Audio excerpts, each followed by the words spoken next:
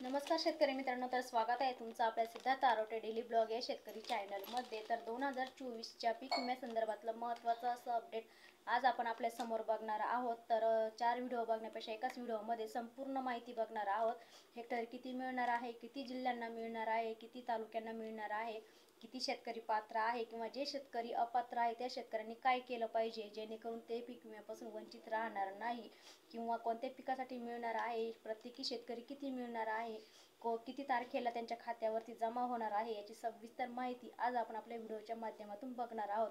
त्यापूर्वी तुम्ही जर चॅनलवरती नवीन असाल तर असे शेतीविषयक नवनवीन व्हिडिओ बघण्यासाठी चॅनलला सबस्क्राईब करा। व्हिडिओ कुठे स्क्रिप्ट करू नका, जेणेकरून तुम्ही जर पीक विम्यापासून वंचित असाल तर का वंचित आहे हे तुम्हाला लगेच कळणार आहे। तर शेतकरी मित्रांनो, राज्यातील जून ऑक्टोबर 2024 या कालावधीमध्ये अतिवृष्टी व पूर परिस्थितीमुळे बाधित झालेल्या नागरिकांना शेतकऱ्यांना मदतीचं वितरण करण्यासाठी आज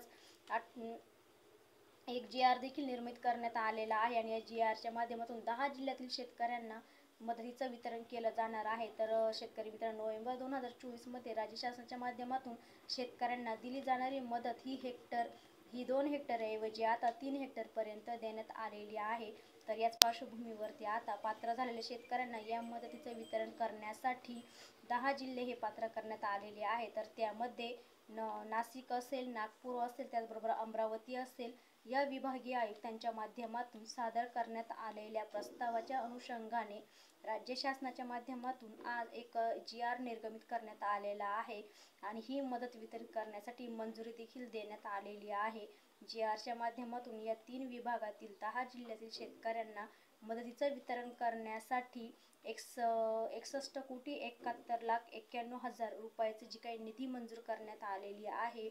यासाठी पात्र झालेल्या शेतकऱ्यांना हे मदतीचं वितरण लवकर त्यांच्या खात्यावरती जमा केलं जाणार आहे। तर नाशिक विभागातील नाशिक जिल्ह्यातील बाधित झालेल्या 22 शेतकऱ्यांना 1 लाख रुपयाचं वितरण देखील केलं जाणार आहे आणि याच पार्श्वभूमीवरती आता धुळे जिल्ह्यामध्ये 967 शेतकऱ्यांसाठी 1,04,82,000 रुपयाची मदत ही वितरित केली जाणार आहे। तर यापूर्वीच मी तुम्हाला सांगितलेलं आहे की हेक्टरी किती मिळणार आहे किंवा जे काही शेतकरी पात्र झालेले आहे या शेतकऱ्यांना किती मिळणार आहे, तर त्याची सविस्तर आकडेवारी आपण बघणार आहोत। तर व्हिडिओ पूर्ण बघा। तर शेतकरी मित्रांनो, पुढचा जे जिल्हा आहे तो म्हणजे जळगाव। तर जळगावमध्ये पात्र झालेल्या 7,799 शेतकऱ्यांकरिता 8,51,81,000 रुपयाची जी काही मदत आहे तिचं वितरण केलं जाणार आहे।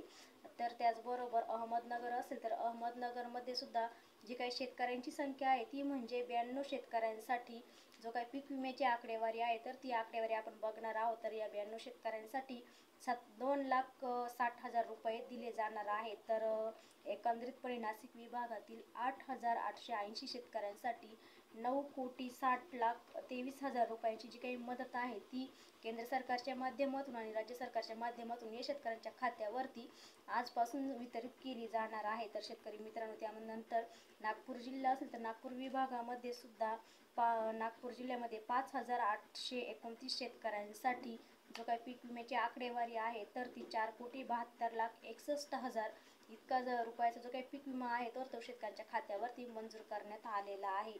त्यानंतर याचप्रमाणे शेतकऱ्यांचे शेती पिकाचे जे काही नुकसान झालेले आहे यांच्यासाठी सुद्धा आता 4,79,000 रुपये असे एकूण 4,77,40,000 रुपयाची जी काही नुकसान भरपाई आहे ही नागपूर जिल्ह्यातील शेतकऱ्यांच्या खात्यावरती वितरित केली जाणार आहे। त्यानंतर चंद्रपूर जिल्हा असेल तर चंद्रपूर जिल्ह्यामध्ये सुद्धा पात्र झालेल्या 10,883 शेतकऱ्यांसाठी 8,37,44,000 इतकी रुपयाची जी काही नुकसान भरपाई आहे ती मंजूर करण्यात आलेली आहे।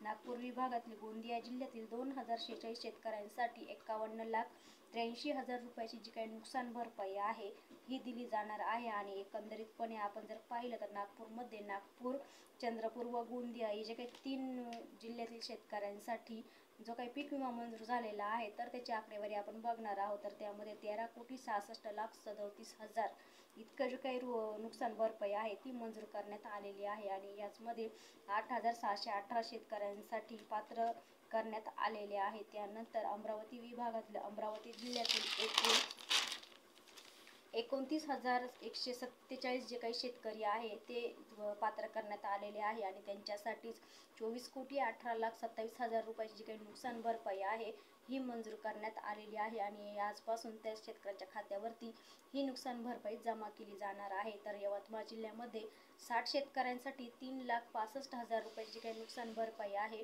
ही देखील मंजूर करण्यात आलेली आहे आणि एकत्रितपणे अमरावती विभागातील 29,207 शेतकऱ्यांना 24,21,92,000 इतकी जी काही नुकसान भरपाईची आकडेवारी आहे ही मंजूर करण्यात येणार आहे आणि त्याचप्रमाणे त्यांच्या खात्यावरती ही वितरित केली जाणार आहे. त्याचप्रमाणे अमरावती विभागातील बुलढाणा जिल्ह्यामधील पात्र झालेल्या 7,713 शेतकऱ्यांसाठी 13,80,00,000 रुपये, तर शेत जमिनीच्या नुकसानीसाठी 29,61,000 रुपये असे एकूण 14,23,09,000 रुपयाची जी काही नुकसान भरपाई आहे ही बुलढाणा जिल्ह्यासाठी 7,793 शेतकऱ्यांसाठी दिली जाणार आहे. तर या तीनही जिल्ह्यांमध्ये अमरावती विभागातील 37,000 शेतकऱ्यांसाठी 38,45,16,000 इतकी जी काही रुपयांची नुकसान भरपाई आहे ही मंजूर करण्यात आलेली आहे. तर त्यामध्ये या शासन निर्णयाच्या माध्यमातून पात्र झालेल्या राज्यातील 10 जिल्ह्यातील